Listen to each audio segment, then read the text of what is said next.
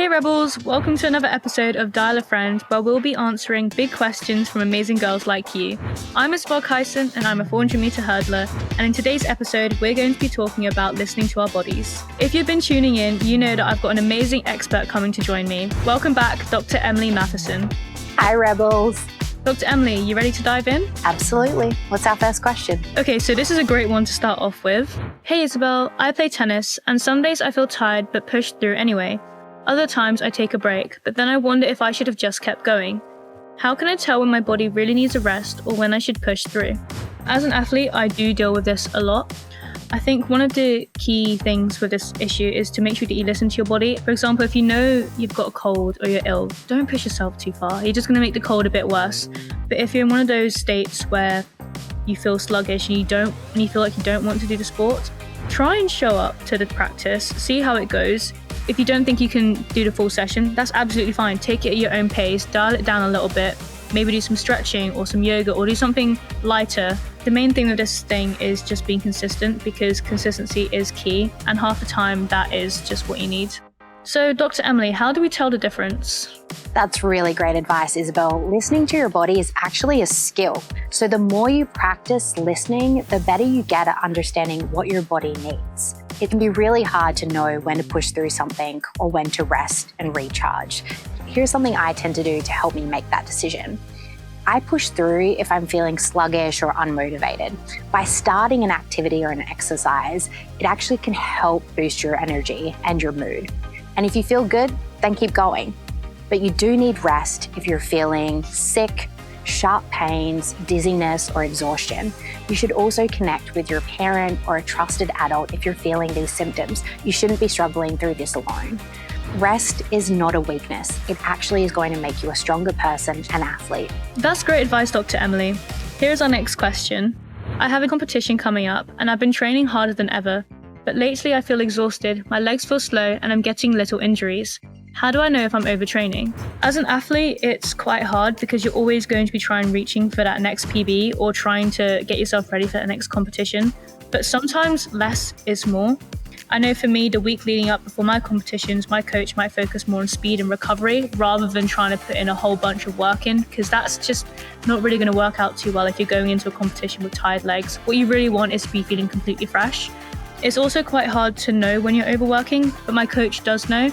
So some of the cues she might pick up on is if I'm really struggling to run, like if I'm really reaching, and she can see that I'm putting in a lot of effort, but I'm not quite going as fast as what I might normally be doing.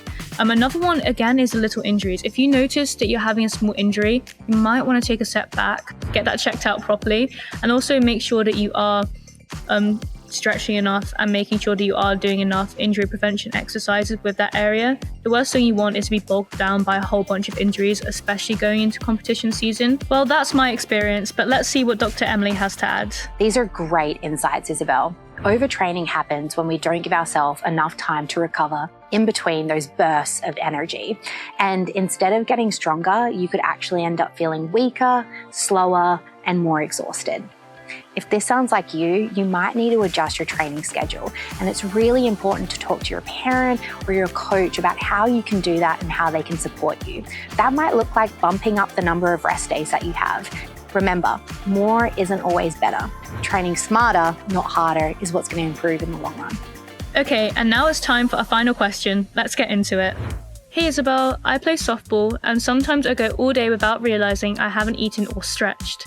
Then by practice, I feel completely wiped out. What are some ways to check in with my body throughout the day? What I would say to help with this is that try and get into a good routine. Make sure that you are having 3 meals a day. So you might want to set specific times for this. So I know that I have my breakfast at 6:30 to 7 a.m. and I know that's my breakfast slot. My lunch slot, well, it's the same every day because I'm at school.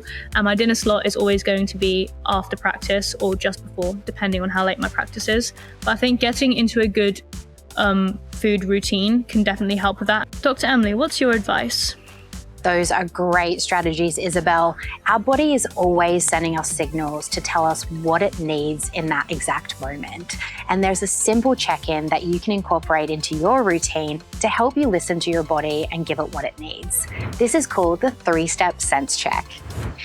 Start off by asking yourself, how do I feel? And I would suggest taking a moment to pause and take yourself to a space where you won't be interrupted. And that way you can check in with yourself from head to toe and see what your body is actually feeling. Is it feeling tired or maybe energized? Are you thirsty or maybe hungry? The next thing is to ask yourself, what does my body need based off of those sensations?